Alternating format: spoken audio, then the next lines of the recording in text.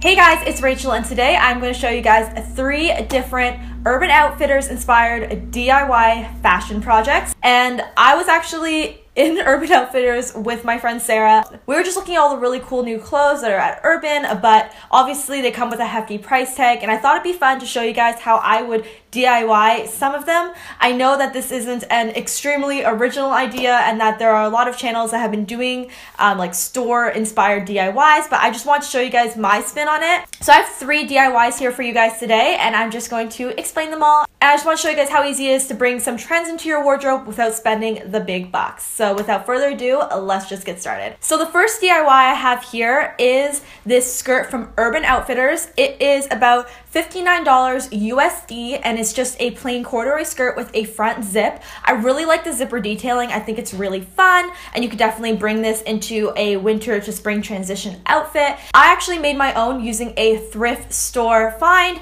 I found this skirt for about $8 at my local Value Village, and then I bought the details like the zipper pull as well as the zipper at Fabricland. And what I did was really simple.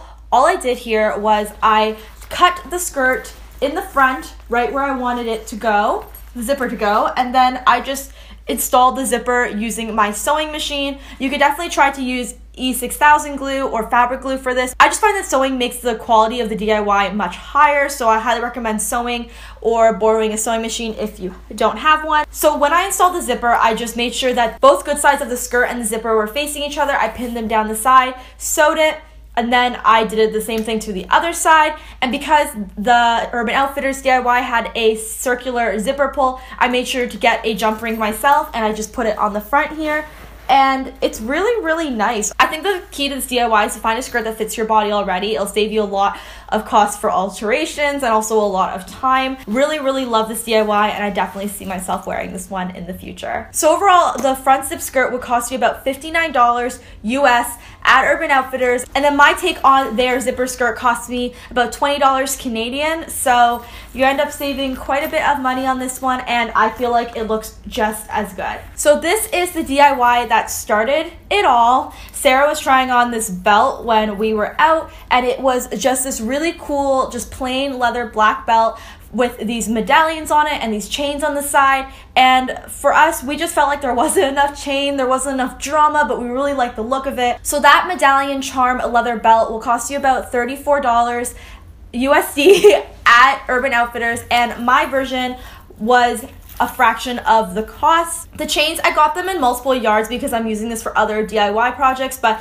it costs us about $6 per roll for the chain at Michael's. The jump rings cost us about $3, and then the belt itself, I got it at the thrift store, and it cost me $3 as well. So this was a very inexpensive DIY, and I only used a fraction of the chain obviously for this. I would estimate this cost me about $10 to make. So all you need is the hardware, the belt, as well as a hammer, nail, and pliers. So what I did here was I made some marks on the inside of the belt using a gold marker to show where I wanted the jump rings to go, and then I actually kind of guessed what I wanted to do and how I was going to punch the holes in this, but I found that the easiest way was to use a hammer and a nail, and then I took like the end of my scissors, and then I kind of just made a little bit of like a twisting motion, and that made a bigger hole for my jump ring to go through. I added all the jump rings first, and then I kind of guesstimated how long I wanted the chain. I kept trying it on my body. I decided to go with a 22-inch chain as the longest one, and then I kind of made some small ones in the middle.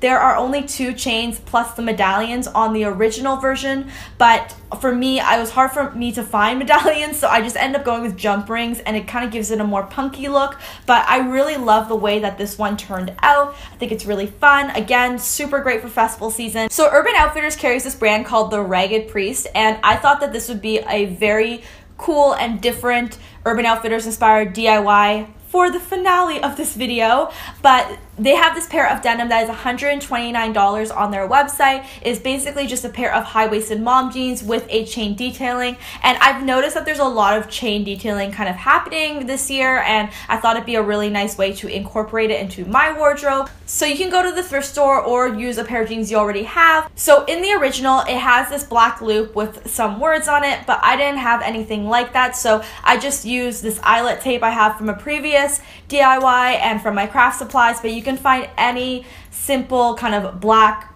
seatbelt almost fabric for this little loop part. And then I use my chains from the belt DIY, and then also some jump rings. It's super important to have the jump rings because it makes it really easy to take them off when you put them in the wash. But what I did was I sewed the loop to the front of the pants, pretty much in the middle of the left pocket. Just kind of sewed it really easily, and then I added the jump rings and the detail.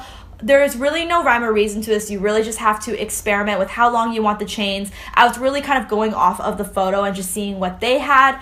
And then I also attached a jump ring to the back of the pants for the chain to end off. And I feel like it looks really nice and clean, and honestly looks so similar to the original. This was just such an easy DIY to do, and I absolutely love it.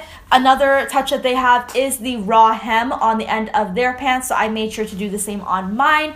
Another tip for you guys, like I said in the previous DIYs, is to try to find stuff that fits you exactly or fits you really close to your body, because that way you're going to save a lot of time in terms of altering, especially for denim. But if you did get a larger size pair of denim, I have a video on how I do all of my alterations for my jeans that I will link in the cards up here. So that is the end of my Urban Outfitters inspired DIY projects. I hope you guys enjoyed this one. Let me know which one was your favorite. And if you guys don't want to wait around for me incorporating these into my How I Style videos, I do a lot of outfit posts on my Instagram, so definitely head on over there and check those out if you'd like.